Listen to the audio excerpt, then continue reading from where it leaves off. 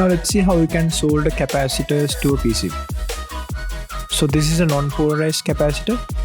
I'm going to fit it to the PCB.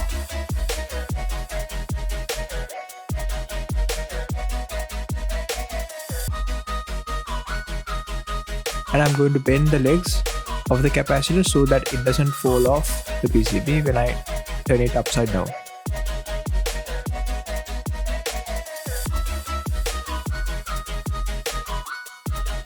You can see how it should look, and I'm going to fix it to the PCB holder.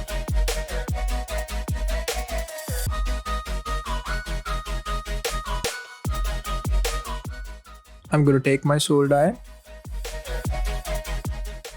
I'm going to tin the tip and clean using the brass sponge.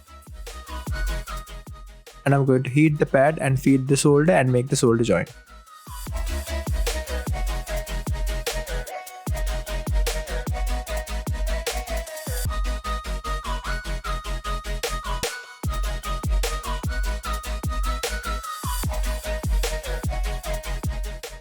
You can see how the capacitor should look like after soldering. I'm going to take the cutter and cut off the legs right after the solder joint.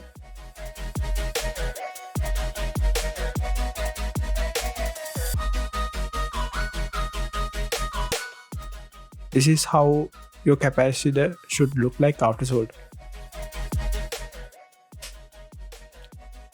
So the other type of the capacitors are called polarized capacitors. Usually there is a mark to denote the negative terminal.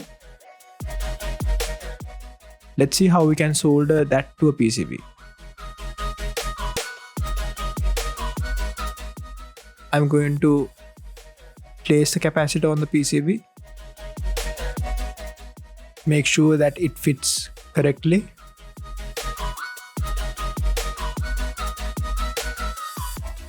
And I'm going to bend the legs at a 45-degree angle to make sure that it doesn't fall off when I flip it upside down to solder.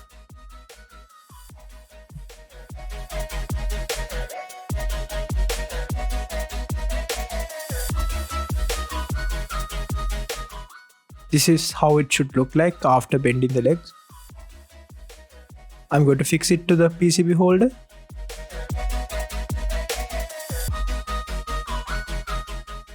I'm going to take my iron and tin the tip first and clean it using a brass sponge.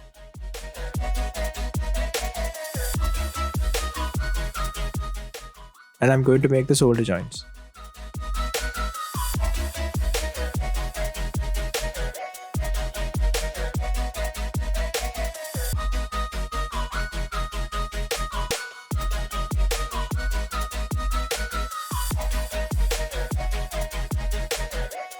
This is how the capacitor should look like after soldering.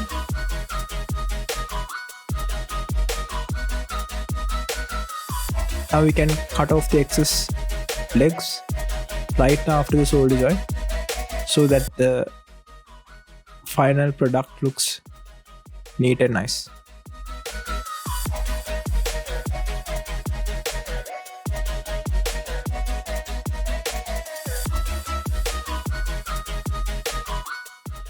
This is how the capacitor should look like after doing a proper solder job.